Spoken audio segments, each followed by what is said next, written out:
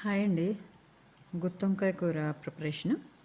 ఇలా ఒక half KG వంకాయలు ఇలా గుత్తుల్లో కోసుకొని 4 గుత్తుల కింద స్టవ్ వెలిగించుకొని ఆయిల్ వేసుకొని ఇట్లా ఒక స్పూను ఉప్పు కూడా వేసుకొని ఇవి కొంచెం వేపుకోవాలండి.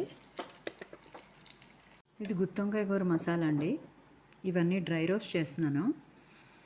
ఒక 6 యాలకులు, 5 లవంగాలు, ఒక 2 1 ఇంచు దాల్చిన చెక్క, ఒక 1 పాయేమో వెల్లుల్లిపాయలు, ఒక 1 టీ స్పూన్ వచ్చి ధనియాలు. ఇవన్నీ డ్రై రోస్ట్ చేసుకోవాలి.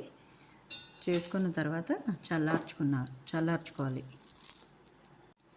ధనియాలు ఇలా కొంచెం కలర్ మారిన తర్వాత దీంట్లో ఒక టీ స్పూన్ గసగసాలు, ఒక చిన్న కొబ్బరి ముక్క, ఎండు కొబ్బరి ముక్క, దీన్ని ఇలా వేసుకొని దగ్గరుండి కొంచెం ఇది చేయాలండి, లేదంటే గసగసాలు మాడిపోతాయి.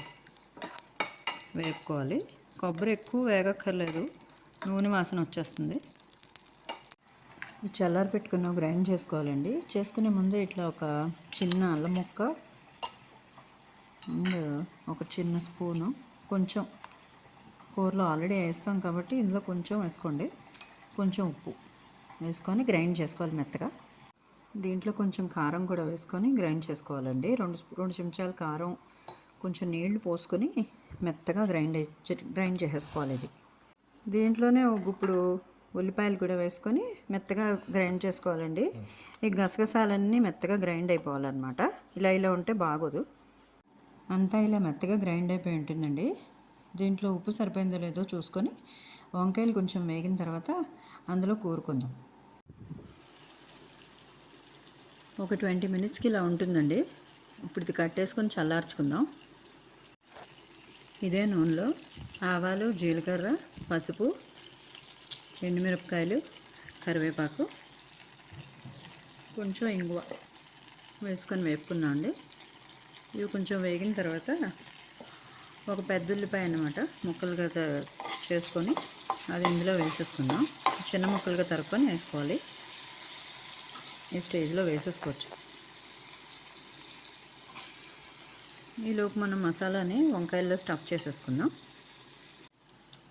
ఇలా వేగిన తర్వాత దీంట్లో ఇలా స్టఫ్ చేసి పెట్టుకున్న వంకాయలన్నీ వేసేసుకుందాం.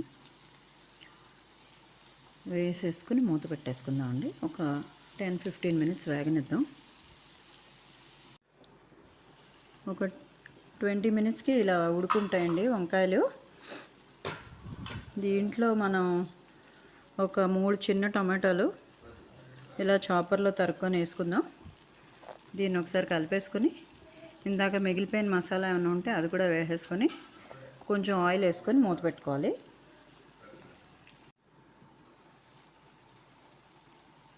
ఇంకో 15 మినిట్స్కి ఇలా వేగిపోయి ఉంటాయండి. దీన్ని ఇంకొక 5 నిమిషాల నుంచి కట్టేయడమే. ఇది మన గుత్తొంకాయ కూర. Thank you.